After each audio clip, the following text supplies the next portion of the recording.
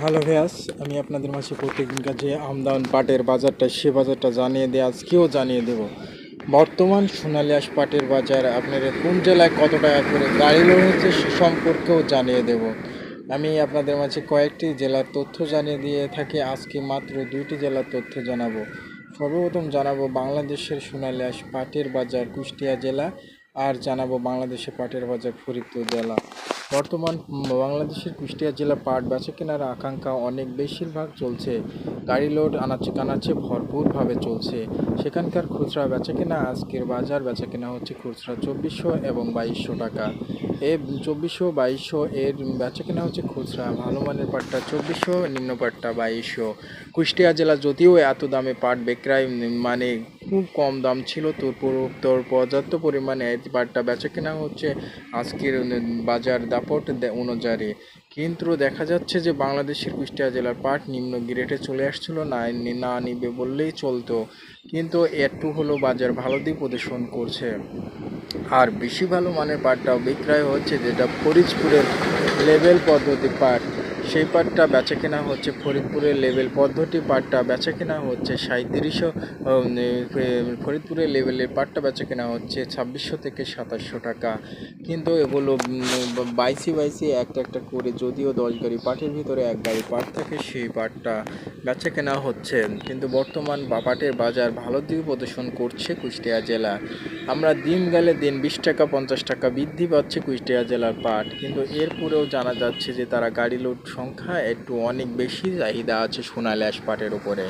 কিন্তু সাধারণ মানুষ তাদের বলছে যে সাধারণ কৃষি ও শ্রম জাতীয় মানুষরা পাটের উপর নির্ভরশীল ব্যক্তিরা পাট বুনছে না, কারণ তারা অন্যান্য ফসলের উপর নির্ভরশীল হয়ে গেছে।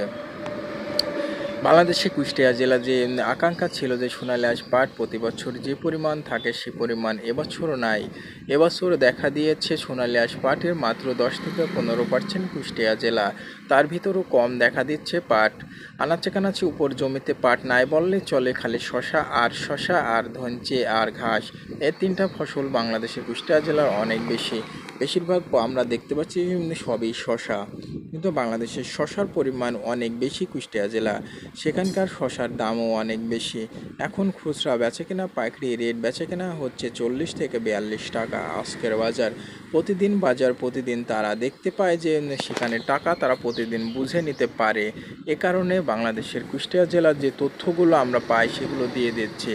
কারণ বাংলাদেশের কুষ্টিয়া জেলার পাটের বাজার অনেক ভালো দিক প্রদর্শন করবে একথাও জানিয়েছে কৃষিমন্ত্রী। আরও জানিয়েছে বাংলাদেশের যে সোনালিয়াস পাটের যে যদি বিদেশি পাট রপ্তানিত হয় তাহলে অবশ্যই পাটের দাম আরও বাড়বে একথাও জানিয়েছে। সাধারণ চাষিরা বলতে চাচ্ছে যে পাটের দাম বাড়ুক আর না বাড়ুক, আমাদের পাটের উপর কোনো নির্ভরশীল নাই, পাটের চাহিদাও নাই। বাংলাদেশের ফরিদপুরের বাজার আমি এখন জানাবো। বর্তমান বাংলাদেশের ফরিদপুর বাজার অনেক ভালো দিক প্রদর্শন করছে। সেখানে চাষি ভাইরা বলছে যে আমরা যদিও এরম বেচা কেনা হয় তবু আমাদের লাভ দেখা দিচ্ছে না। প্রতি মন পাটে মিনিমাম 7 থেকে 8 হাজার টাকা করে হতে হবে, তাহলে আমরা একটু লাভবান হতে পারবো একথা জানিয়েছে সাধারণ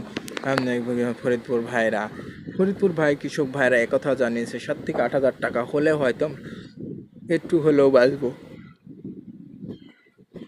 বাংলাদেশে ফরিদপুরের পাটের বাজার চাহিদা অনেক ভালো, কিন্তু ব্যবসা বাণিজ্যে তাদের আছে, কিন্তু অন্য ব্যবসা নিয়োজিত ক্ষেত্রে আজকে ফরিদপুরে পাটের বাজার সর্বোচ্চ 35 থেকে শুরু করে 4-এর উপরে বেচা কেনা হচ্ছে ভালো মানের পাটটা।